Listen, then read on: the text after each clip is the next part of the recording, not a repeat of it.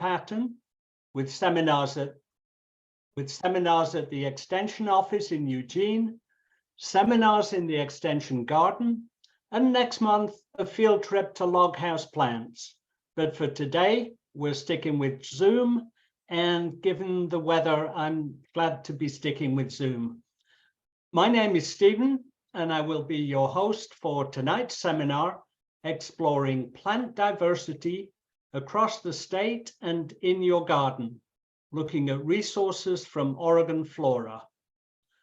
During this seminar, you will learn about the plants that grow in our state, how they fit into Oregon's various ecosystems, and how they might fit into your garden. Our guest speaker, Linda Hardison, is going to equip you with the toolbox that you could use to inform your hiking trip or refine your landscaping. Before we get started, a couple of housekeeping items. Closed captioning is enabled and can be turned on or off with the CC button at the bottom of your screen.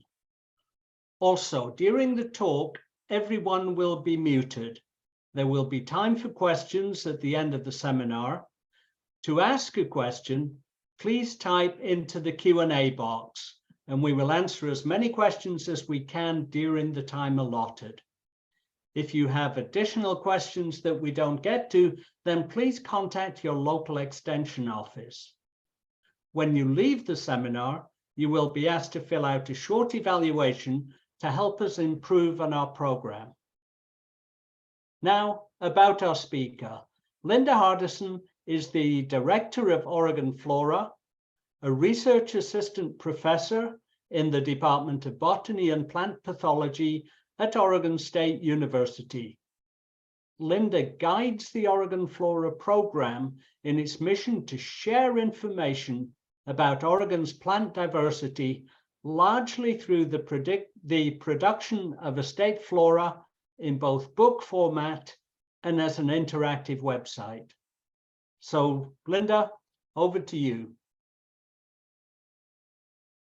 Thank you very much. It's a pleasure to talk to you all and be a part of your Master Gardener seminars series. So let me. Okay. Are people seeing a screen? Yep. Okay. Okay.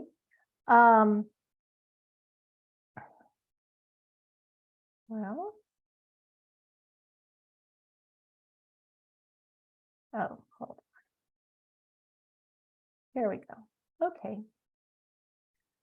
Okay, I'd like to tell you a little bit about OregonFlora and our project, our program, and then go through all of the tools that we offer through our website. OregonFlora started in 1994, and it was called the OregonFlora Project. And the founder of this program was actually a Eugene native, the late Dr. Scott Sundberg. And he came to Oregon State University, where there is the herbarium, the OSU herbarium, that represents one of, well, the world's largest collection of Oregon plant specimens, dried pressed plant specimens. So it was the ideal place to use as a home base for writing a new flora for the state of Oregon. The last flora, or plant identification manual, which I'm going to talk more about in a little bit, was written in 1961. So even back in 94, when Scott started the program, there was really a long-standing need for a new reference. So he began his work then to create this new resource for people who are interested in the vascular plants of Oregon.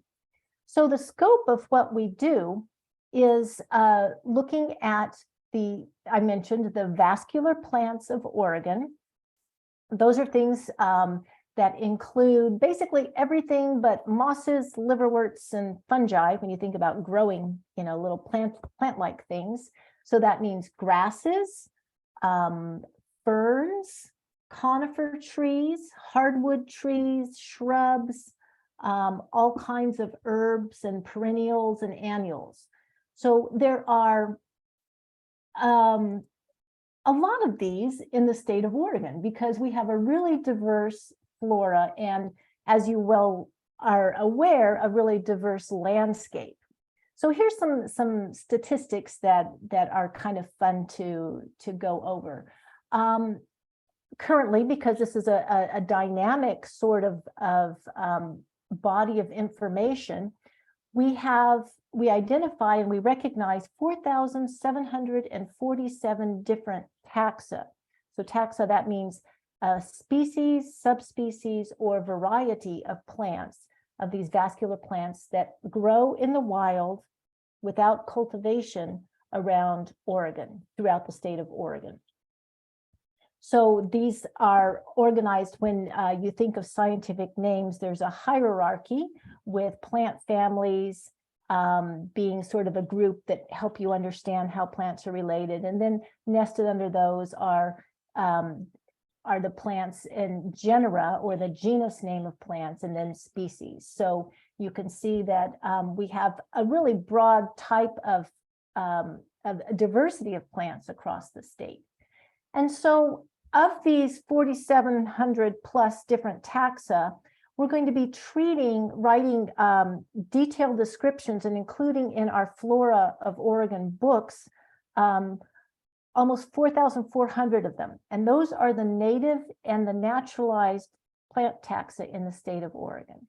So like 70 something and some others. And so over 70% of Oregon's vascular plants are considered native. So this is a really rich resource, a natural history resource that we Oregonians are able to enjoy.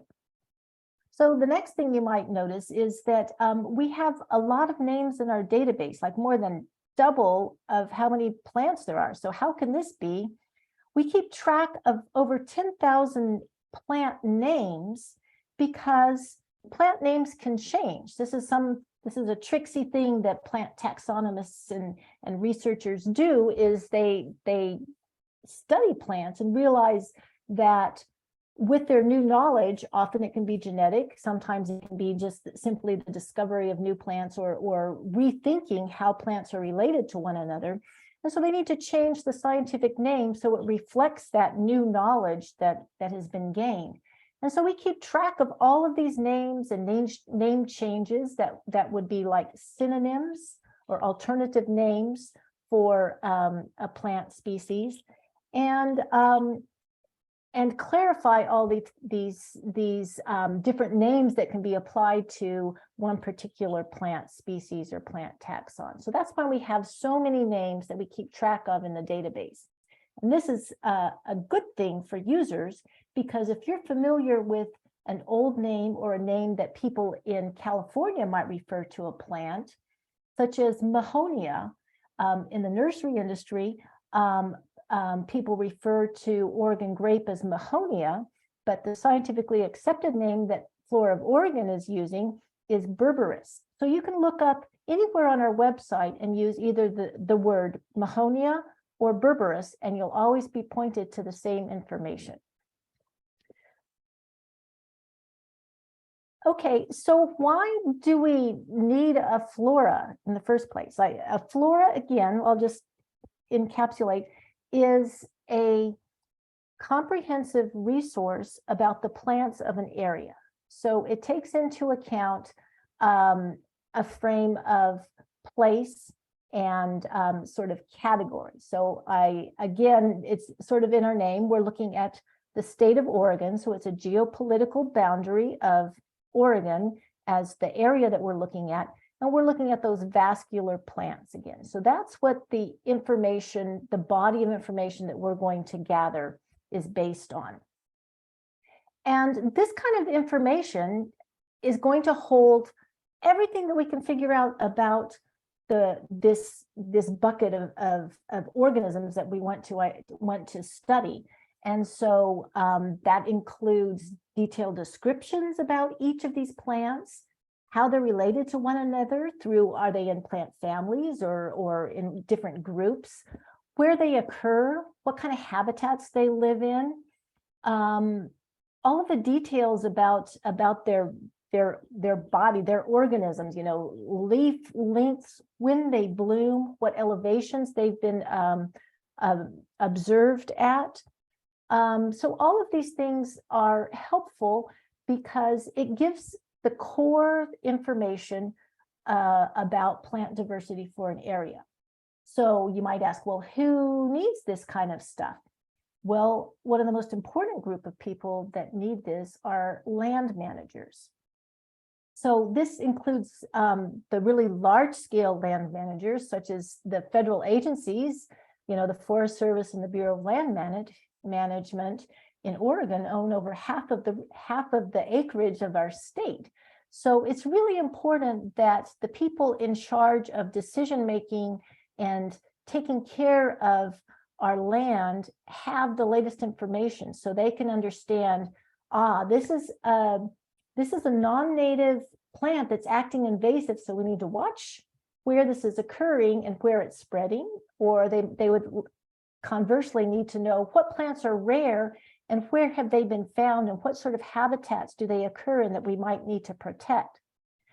But you as a gardener or a landscaper or a farmer are also a land manager. So you have a different scale, but you're still managing this resource that we have and want to know perhaps what plants would be most adapted to living there or thriving there, or what might I expect to see if I have this kind of an environment that, and I want native plant species on my landscape.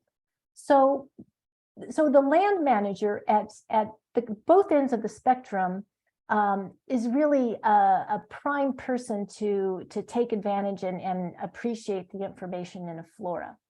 Another important job that a flora does, besides give you all of these details, is it lets you identify these. So we're going to walk through some of that as I show you the inside of a flora and how this works.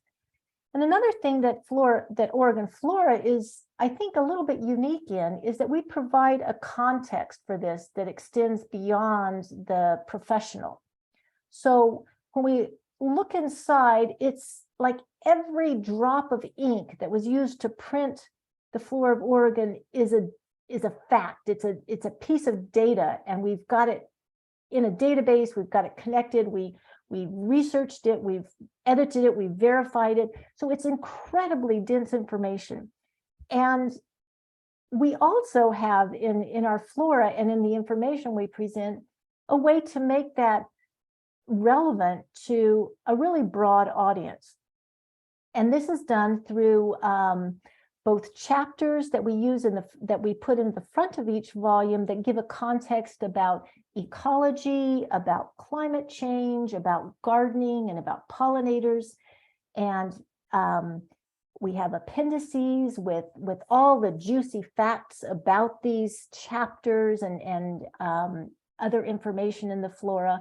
And then we also have our website, which gives you just so many resources to apply to gardening with natives, just general information about the diversity of plant life across our state. So all of these things are a role and a function of our flora. So for Oregon, this is what our flora looks like. We are producing it in 3 hardbound volumes. Volumes 1 and volumes 2 have already been published in 2015 and 2020, respectively. We're hard at work on finishing up volume 3.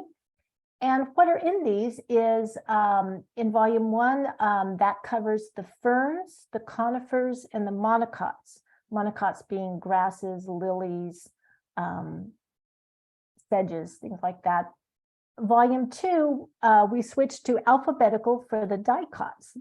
And so that includes the plant families from A through F. So the big hitters in that, like on the cover, are the aster or the sunflower family, and oaks and legumes, and a couple of other things that are probably really familiar to you. Like I said, we're at work on volume 3, and we can just walk through some of the different examples of the groups, plant groups that are in there in just a moment. So this information is, we use a lens of ecoregions to help people think about this and how to organize the information that we present. And this, we've chosen to emphasize ecoregions and how these particular plant species and the details that we provide about them are related to them, because it really helps give you that sort of high level sense of understanding.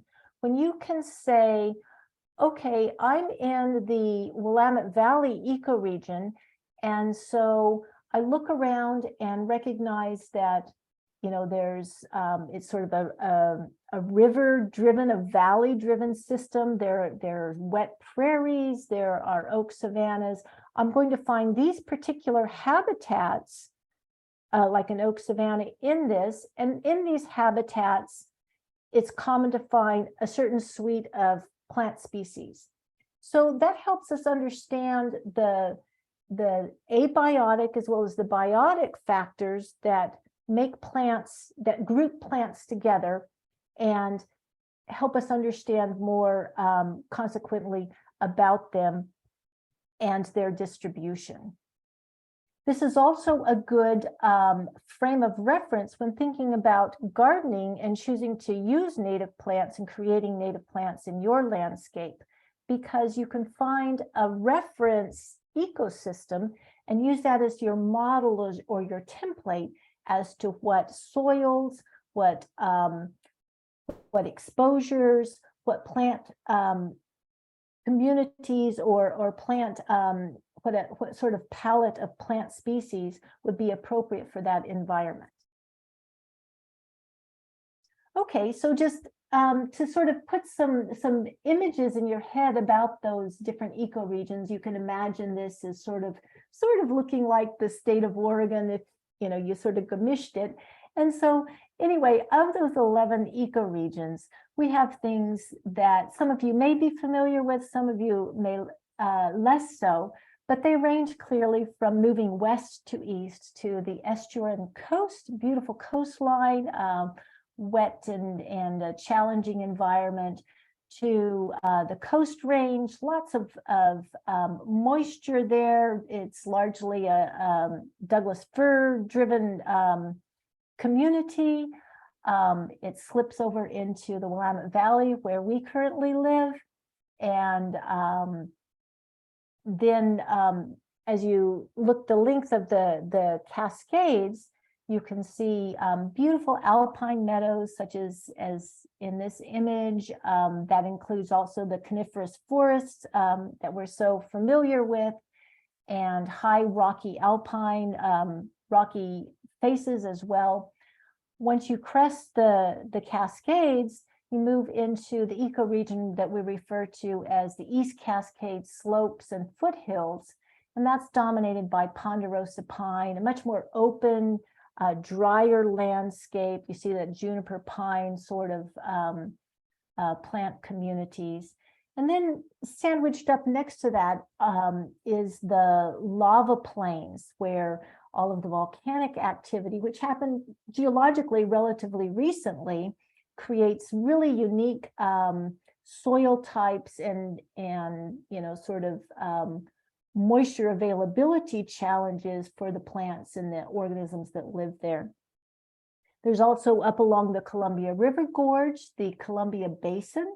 A lot of this currently is under agriculture for a lot of wheat farming, and there are a number of really unique plants and species that are limited to the Columbia Gorge and the Columbia Basin.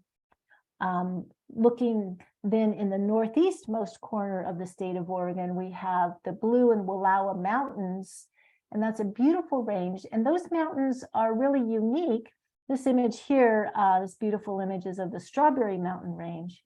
And the Wallowas, those have a different geologic history than the volcanic Cascade Peaks. And so you can often find really different plant communities and species in the Wallowas from what you might find in the western mountains of the state. Also along the Idaho border is the Owyhee Uplands, a drier area. And then circling back around into the southeast corner of the state, you hit the Basin and Range. And that includes places such as, in this image, the Malheur Lake Basin. Again, that's it's an inward draining, it doesn't drain to the oceans. And so that creates, again, some unique habitats and plant communities that link it also to parts of the other western states. And then in the southwesternmost corner of the state, of course, is the Siskiyous. And that is part of the Klamath-Siskiyou region that extends through California and is indeed a biological hotspot, meaning that there's just some really unique soils, and it's a fire-driven ecosystem that has incredible diversity and a lot of really unusual plants that you won't find many other places. So back to the flora. So within all of this incredible diversity and this beautiful habitats that exist across Oregon, how are we going to find information about the different, those 4,700 plus different plant taxa? So this is what happens when you crack open the flora of Oregon. Again, what we have in there is detailed descriptions of each of those species of the native and naturalized plants that occur in the state and that are documented. We also describe, so that would be in information. You can see like these paragraphs of text. So in that you'll find measurement, all the details going from the plant. Is it a tree, a shrub, an herb? Details about its leaves, its flowers, any unique features on the plant, its habitat, its distribution both within the state of Oregon and around, globally. And then we also have a little thumbnail map that shows dots of where we have specimens from the OSU herbarium that have been, so they're vouchered specimens that indicate, yes, this plant occurred in this place. And then we also shadow the ecoregion in which this plant species has been found.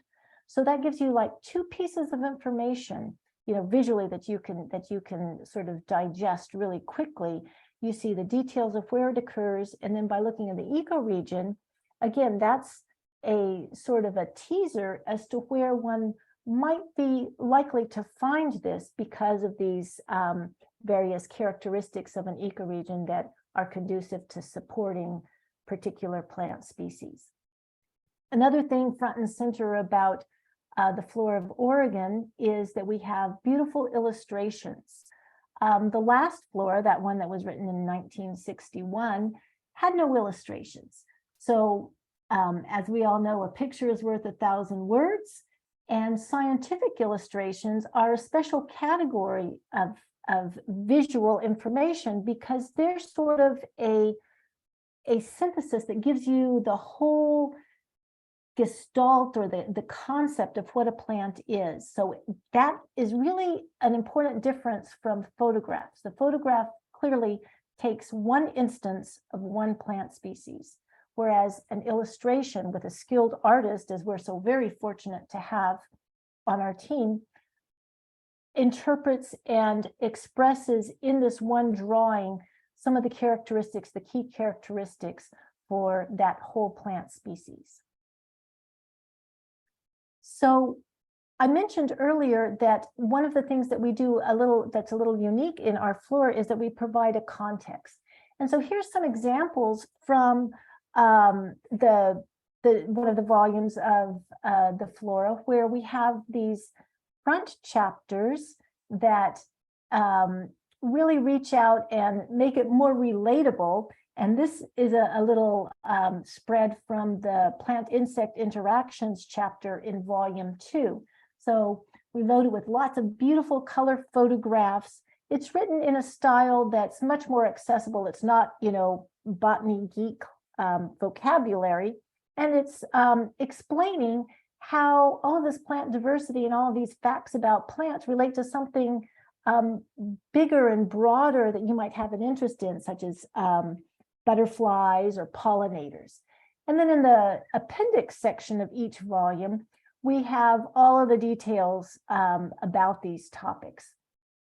So here's, again, this is from the complementary chapter in volume 2 about landscaping with native plants. Here's an appendix that gives you a quick guide to selected native plant species that work in gardens and some of the characteristics that they have. So I had mentioned some of the different sort of featured groups in each of the flora, but just for some eye candy, I just want to share some of the species that are in the different volumes. So volume 1, like I said, it covers ferns, such as the maidenhair fern and the deer fern, little crozier on the right, conifer trees, grasses, sedges. On the left is a wood rush. Volume 2 features the dicots, and that includes things in the Apiaceae that we just saw. That's a common group that in the carrot family. Also the sunflower family, and brassicas, or the mustards, which are a lot of horticultural plants and often annual species that can colonize disturbed spots. The legumes are also in this volume. Those are really economically important. And just go back, and that includes a lot of ecologically valuable plants. I don't know why this is going by itself, sorry. Those are also in volume 2. In volume 3, which is the one we're working on, we have things in the Saxifragaceae. And so that is a really interesting family, one of the many families that are in this volume, but its sort of genetic diversity is based in the Pacific Northwest. And so we have lots of different genera in this group and lots of representation that other places in the world don't have. Another big hitter is what used to be called the figworts, or the snapdragon family, or the figwort family. And here's an example of how the work we do is so helpful, because that used to all be collected in one plant family called Scrophulariaceae, but now it's actually been broken up into 6 different families.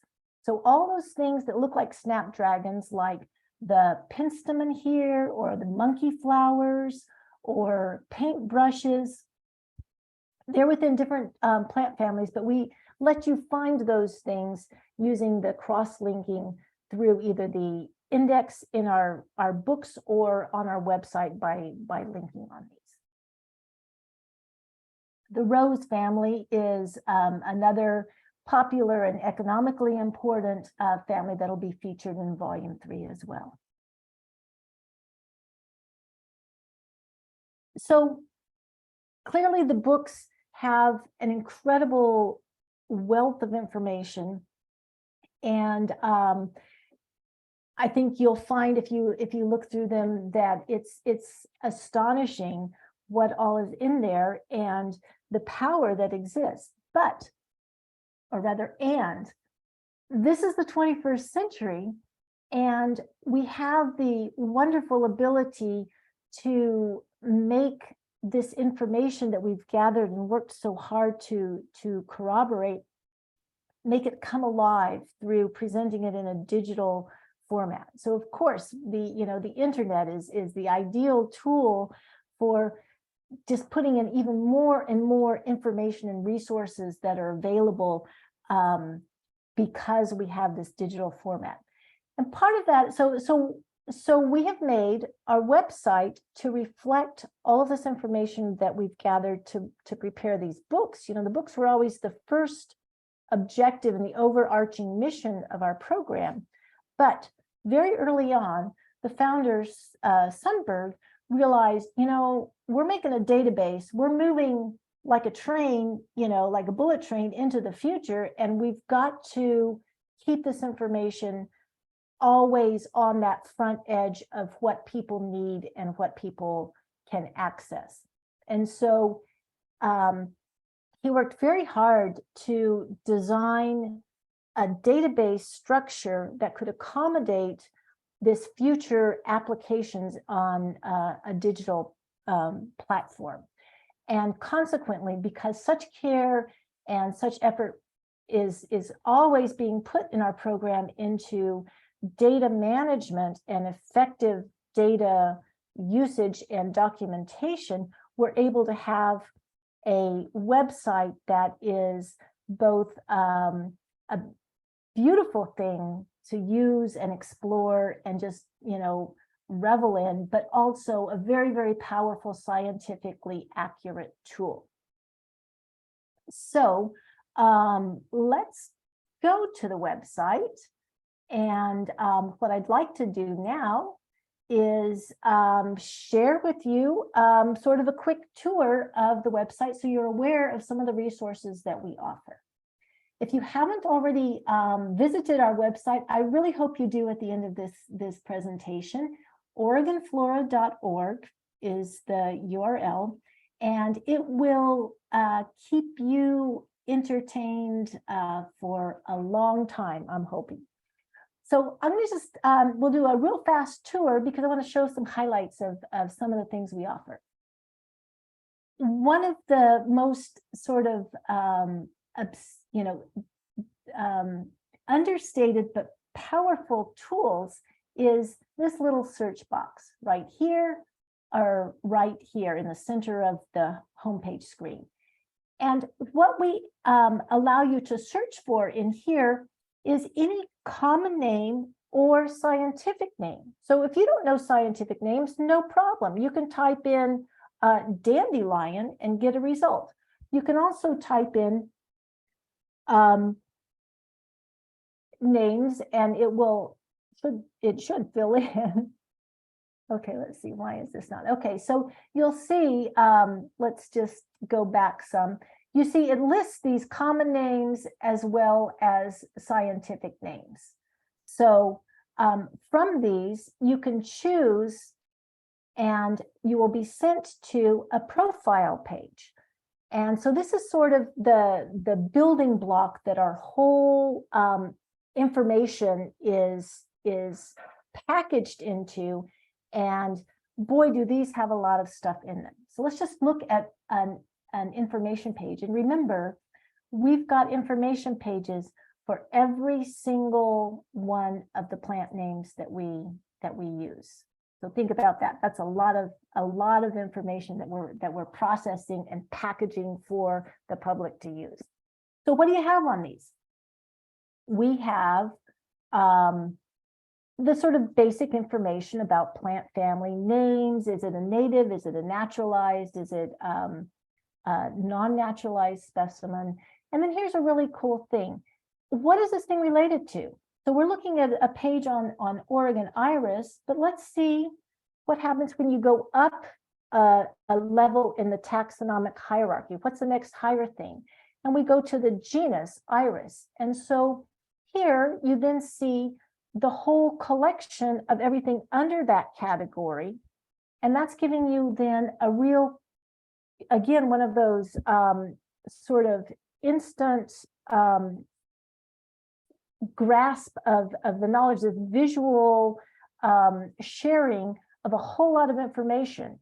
So I see okay, oh my goodness, there's 14 different species or taxa of iris that occur in Oregon. And when I look at these little thumbnail maps, I can see where some of them occur.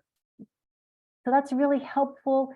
And then you can always go to any of these pages to explore more about them. So let's go back to our iris specimen though. You'll also see that we have a description. So this is text taken from volume 1 of the flora where this plant was treated. And this is an example of the kind of details that each description contains. We also have, when available, other floristic descriptions. And if it's part of our gardening tool, which I'm going to go into more detail on in just a sec, we have that profile as well. Again, we have that nesting or hierarchical system. So if there are any varieties or subspecies, you can see them here and learn more about each one of those. We also have photo galleries of both the field photos and herbarium specimens.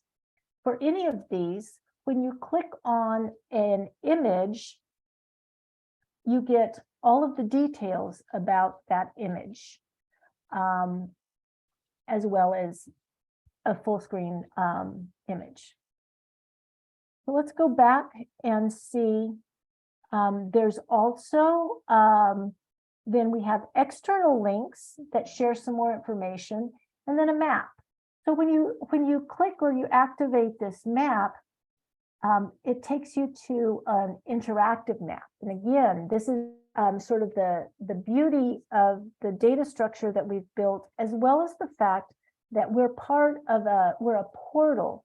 And so we get information from other sources, not just OregonFlora, not just the OSU herbarium, but we get other herbaria and can share that information in the context of Oregon.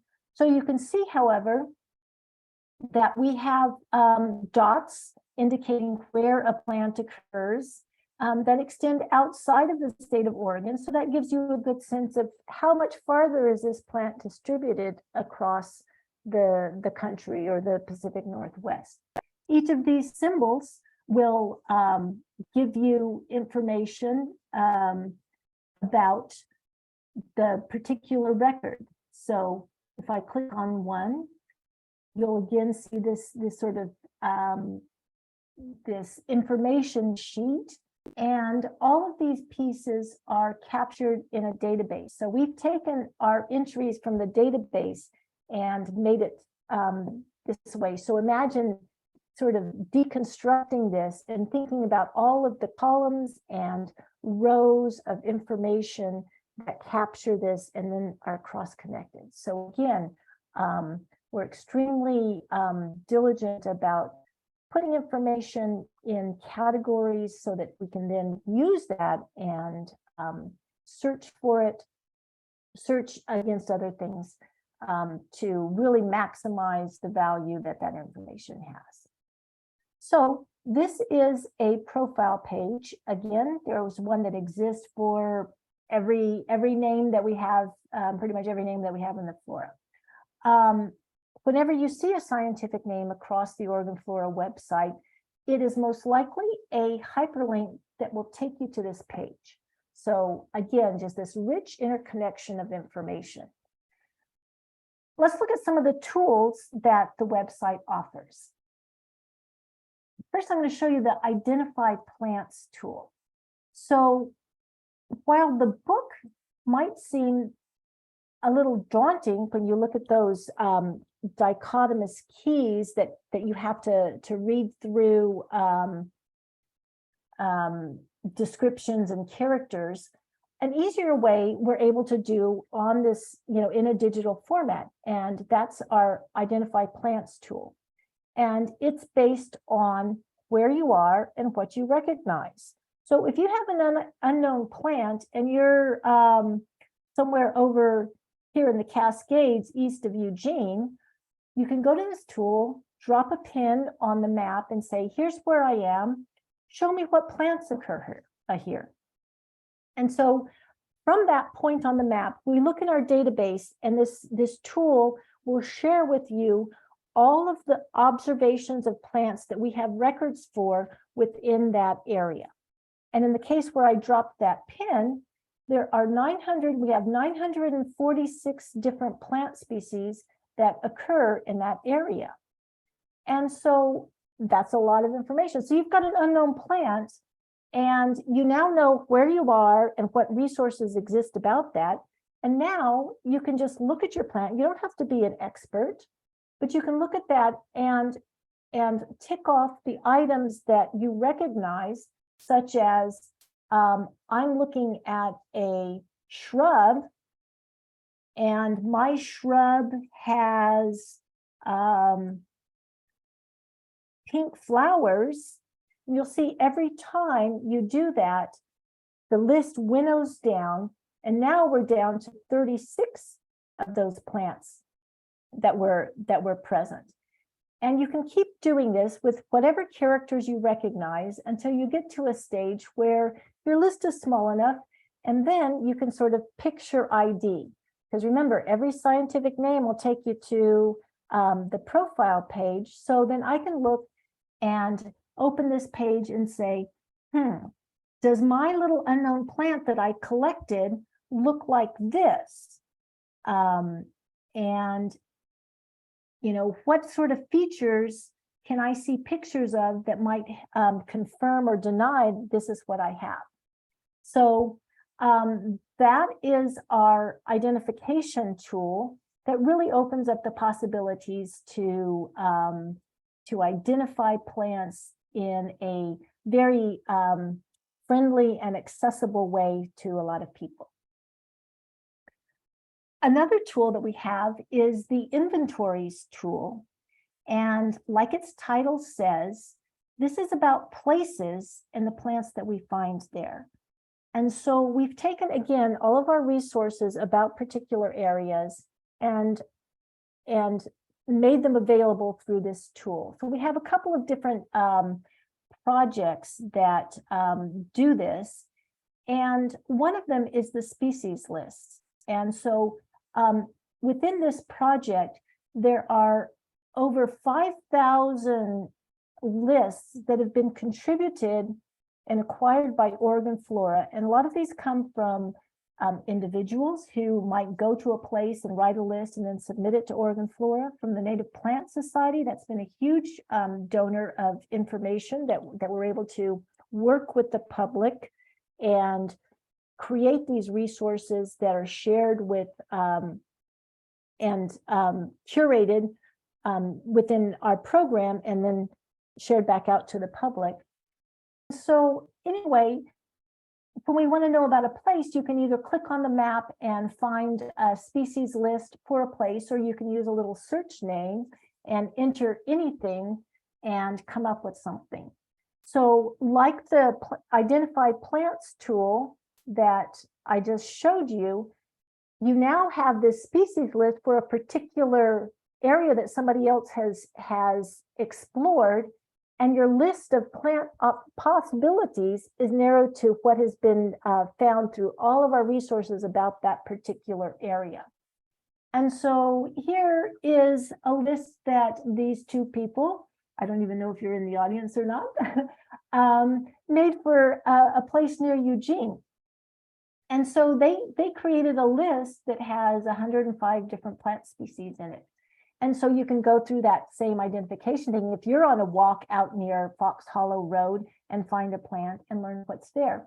Another thing you can do is you can just sort of explore this and learn more, you know, just sort of, no, I don't want to identify, just show me the pretty stuff.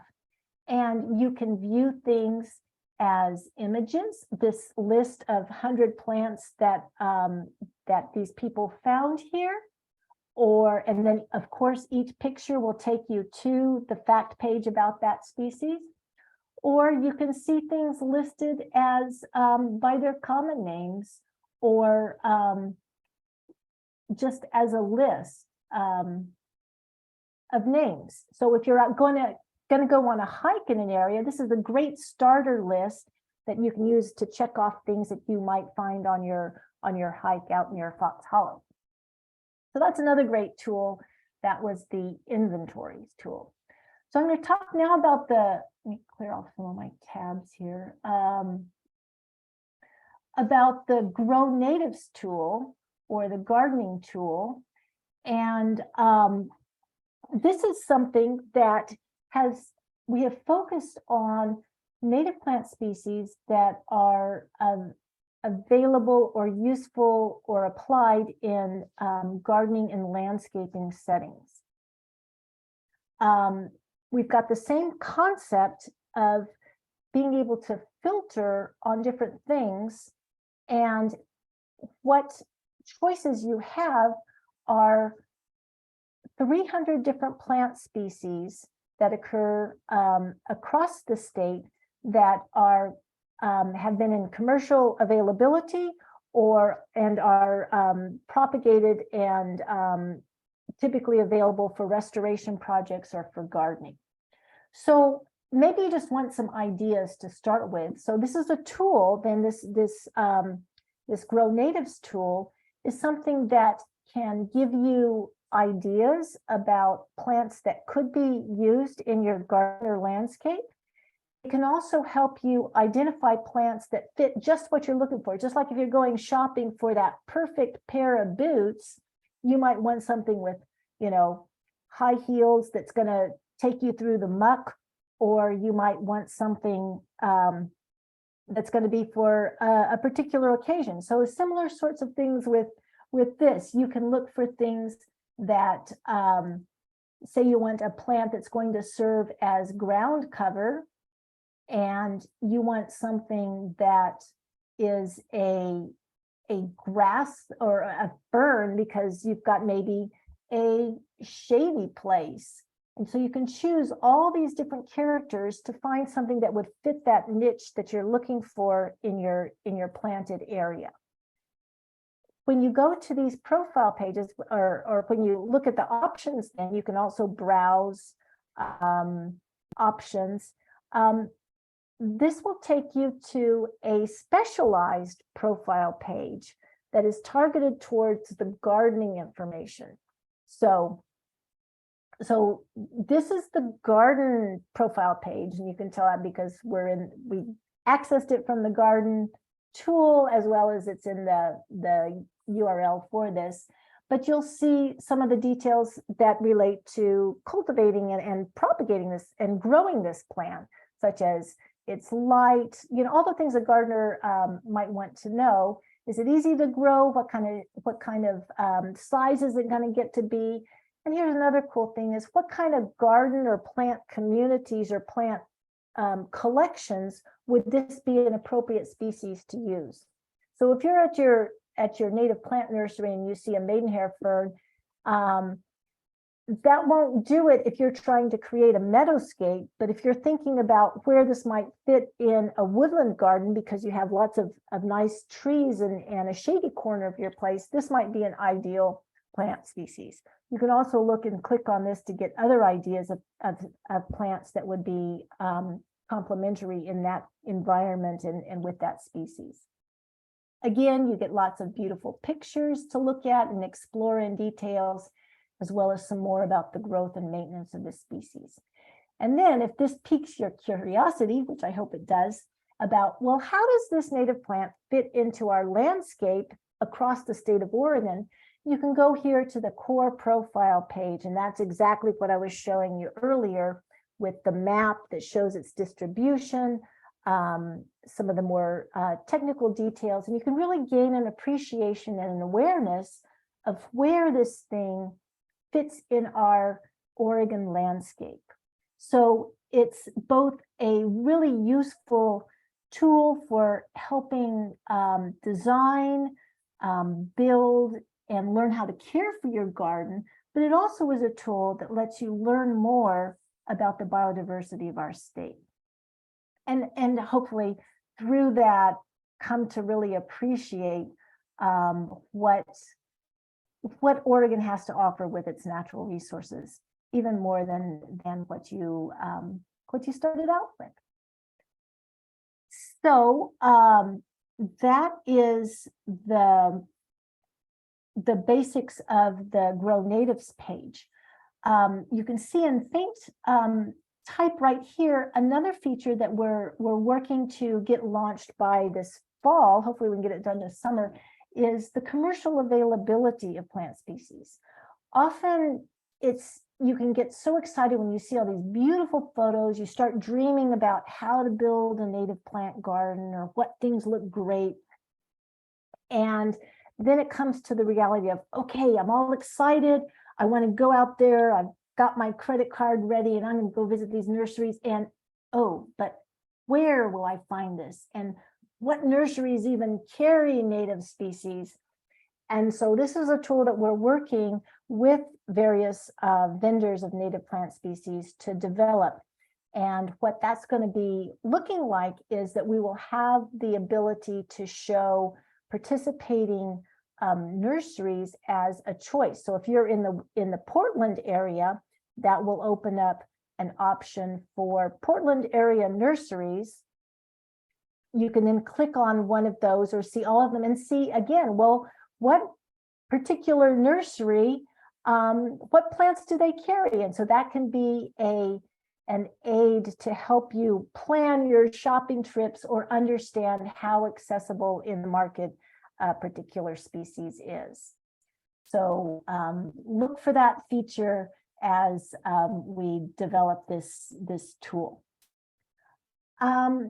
Some other features in the website, I'll only spend just a 1 or 2 minutes on this, is we have a site for the OSU herbarium because we're very tightly related to the herbarium. However, I'll be clear that we are completely distinct from the Oregon State University herbarium in the sense that our whole program is completely independently funded. We are based at Oregon State University. However, all of our operating expenses and salaries and health insurance and computers, server hosting is paid for from grants and donations. So one of the things that does relate us really tightly to OSU is that we are the face to the world of the OSU herbarium specimens. And so we host this information. How we started our website is by entering into the database information on all those herbarium specimen labels.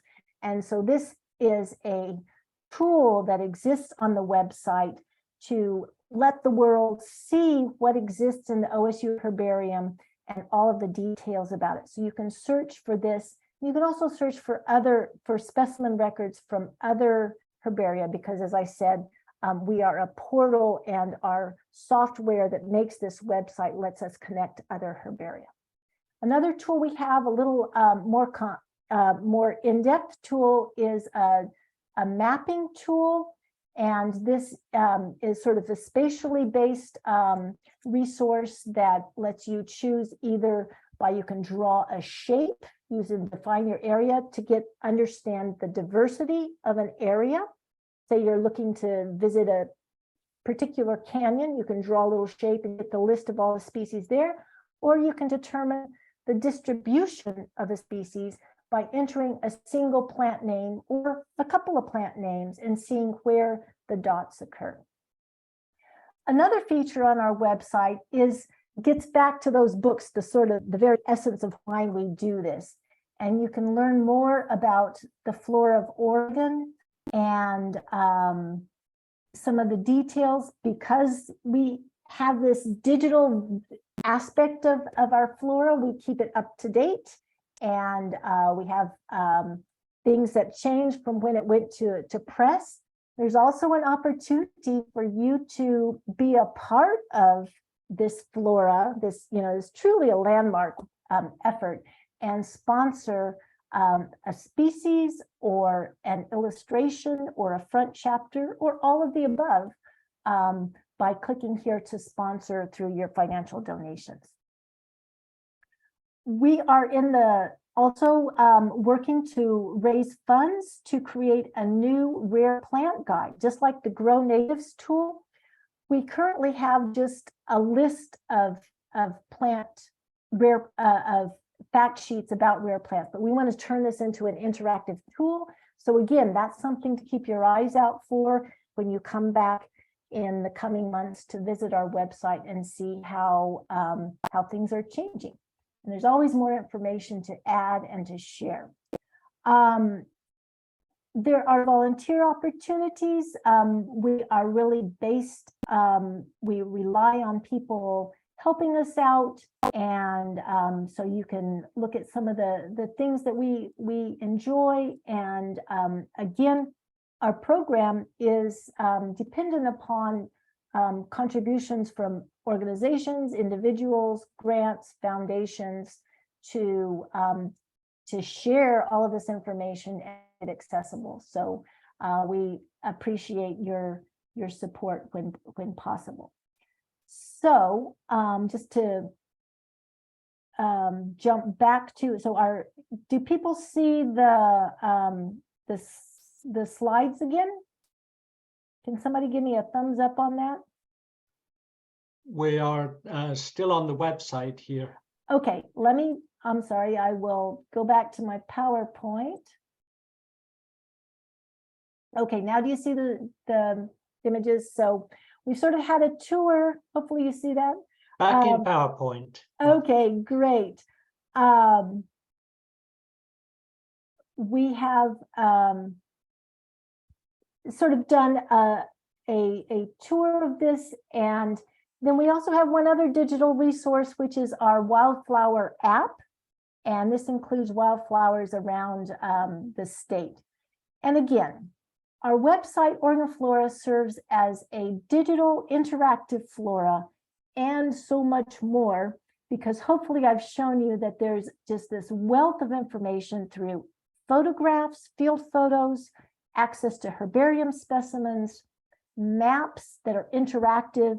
And so it really lets you find and explore and discover information that's important to you or that you're seeking, as well as gain a real appreciation for the diversity that exists. We have a staff, so as I wrap up, I just want to acknowledge our staff and the people that are involved with us.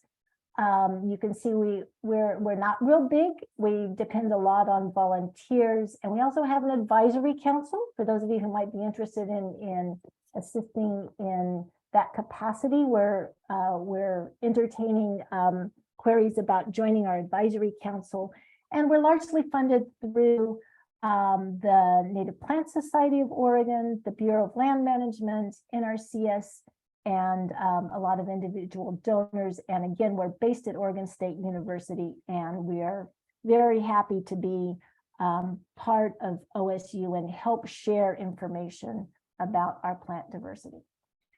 So with that, I will answer any questions you have. Thanks a lot. Thank you, Linda. Thank you for taking the time to present this. I find the whole thing absolutely breathtaking in the scope and the way that it can be used. We have a few questions for you if we can take a few minutes more. Sure. Yeah. So a whole variety of questions. Early on, you mentioned that the Siskiyou Mountain ecoregion is a fire-driven region in Oregon, and is that not true of the remaining 10 regions? Others do have fire as a driving force in the plant communities in the landscape. Yes, that is true. It's not just the Siskiyous. It does exist in all. I mean, drive across the Cascades and think about how the indigenous people used to manage the Willamette Valley. So yes. Different kind of question. May the photos be used in websites or publications for educational purposes? Yes, we request that, and we can help you with that, that the